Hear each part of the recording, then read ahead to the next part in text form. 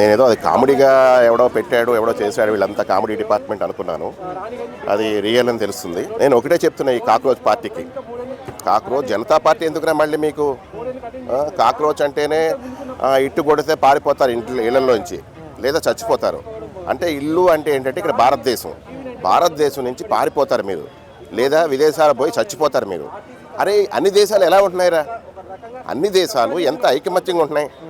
వాళ్ళల్లో ఏదన్నా ప్రాబ్లం వస్తే వాళ్ళు చూసుకుంటారు. దేశ సమస్య వస్తే ఆ దేశం అంతా ఒకటవుతారు.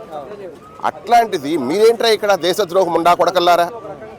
మీకు భారతదేశం అంటే ఇష్టం లేనప్పుడు ఈ దేశాన్ని నుంచి వెళ్ళిపోండి. ఇంకెన్నాళ్ళు నాశనం చేస్తారా మీరు ఈ దేశాన్ని? ఈ అమ్మ దుర్మార్గపు ముండా కొడకల్లారా! ఏం పార్టీలు రవి?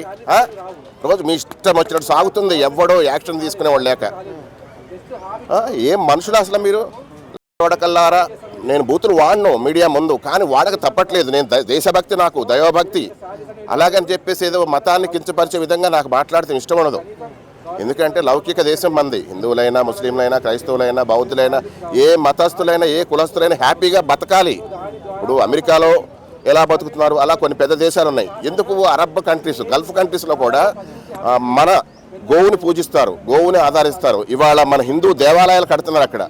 ఈ దేశంలో ఏంట్రా? మన దేశంలో మన దేశం బతకడానికి లేకుండా పోతుంది. నా కొడకల్లారా పుట్టకొక దేశద్రోహులు తయారవుతున్నారు. కమ్యూనిస్టులు అంతే, కాంగ్రెస్లు అంతే.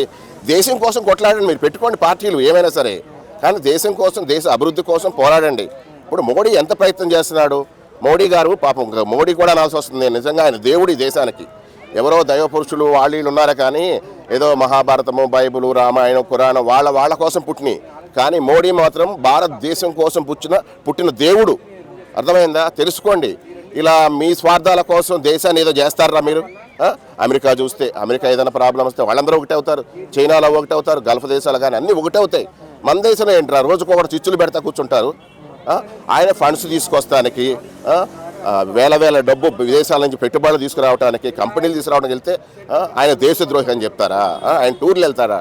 టూర్లు వెళ్ళే వయసు ఆయన ఎక్కడ సర్వనాశనం అయిపోయి దేశాన్ని వాళ్ళ ఏ రేంజ్లో ప్రతి భారతీయుడు గర్వించేలాగా ప్రతి దేశం కూడా మన దేశాన్ని పొగుడుతున్నాయి. ఆయన దేవుడని పొగుడుతున్నారు. అట్లాంటిది వాళ్ళ కాకురోజులు, తొక్క, తోలు కమ్యూనిస్టులు చెప్తున్నారే మీ పేర్లు ఏంటి? నారాయణ, రామకృష్ణ, మీ హిందువుల పేర్లే కదా. అలాగే క్రిస్టియన్స్ చెప్తున్నా, అజయ్ బాబు, విజయ్ బాబు, జోసఫ్ బాబు. జోసఫ్ అంటే ఓకే, అది క్రిస్టియన్స్ పేరు. అనిలు, సతీష్, ఈ పేర్లు ఏంటిరా? హిందువుల పేర్లు కాదా? మీ తాత మొత్తాలు హిందువులు కాదా?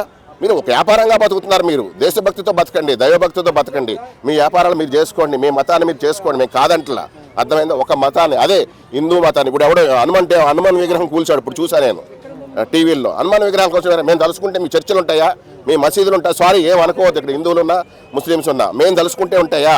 మీరు టోటల్గా 15% ఉన్నారు, 5% క్రిస్టియన్స్, 10% ముస్లిమ్స్, 85% హిందువులు ఉన్నారు. గుర్తుపెట్టుకోండి దయచేసి. మేము కూడా మీలాగా తిరగబడితే, అర్థమైందా, మేము విరగబడితే అసలు చర్చిలు కానీ మసీదులు కానీ భారతదేశంలో ఉంటాయా?